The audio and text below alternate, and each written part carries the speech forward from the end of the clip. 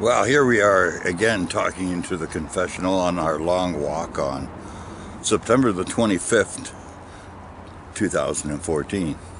Basically, we've had a couple good dog encounters and hi there. How you doing? Good, how are you? Took the other way. The other way around. I've been talking a little bit about the dangers I see about which are much more than what the last generation has been used to. Even my generation has been used to in terms of force and violence in the world. I believe it is a dangerous period that if we, the free world, quote unquote, do not put our resources into curing the Ebola virus, sooner or later one of our adversaries like ISIS or whatever are going to find out that they can weaponize that quite simply and introduce it even to Canadians without going through customs, or Americans. And now that our Prime Minister has painted a target on our backs as Canadians as being supporters of the American coalition of the coerced or willing or whatever, the dumb fucks that want to keep telling other people what to do in the world so that they can steal their resources and kill, you know, starve them off and do whatever they want. Imperialism. And our Prime Minister has joined those forces. Well, to weaponize Ebola, all they would have to do is get some live active samples in some person, and preferably a captured white person, and then take them to a country where there's other Canadian tourists going to that country, having a good time, getting drunk, and then you know, befriending a couple of them, finding out when they go back. When they're drunk, drink with them, get them loaded. When they're passed out, infect them with the Ebola virus and send them back to Canada on their return trip.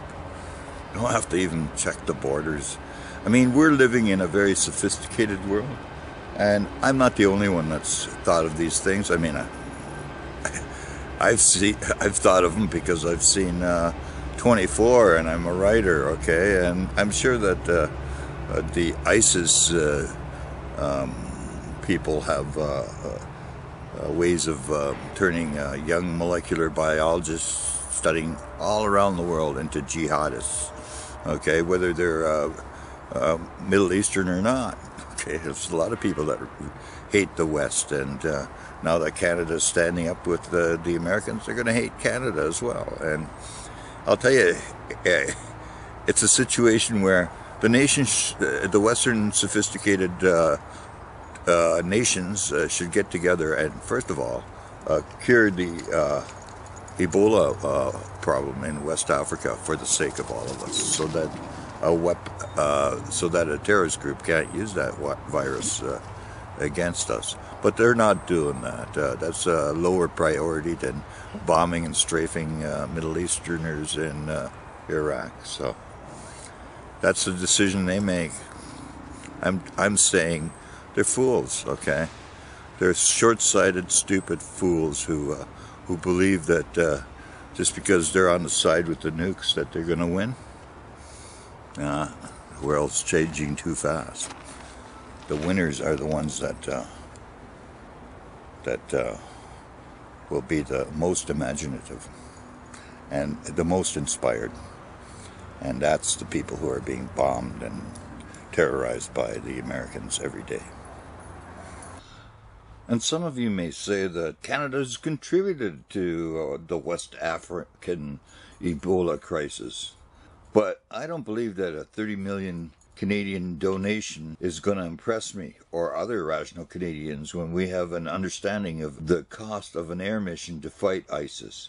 I'm speaking of the September 20, 2009 Huffington Post article, Libyan mission racked up 11 million in hotel bills.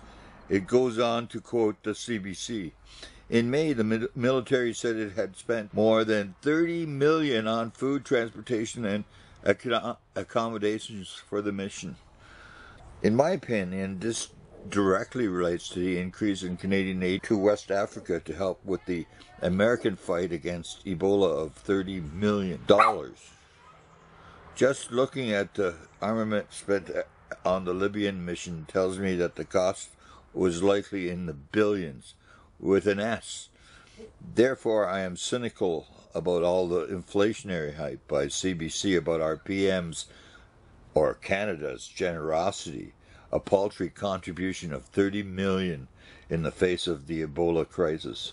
At the time of the Libya mission, bagging Gaddafi was on the horizon, whereas in Iraq the mission is open-ended.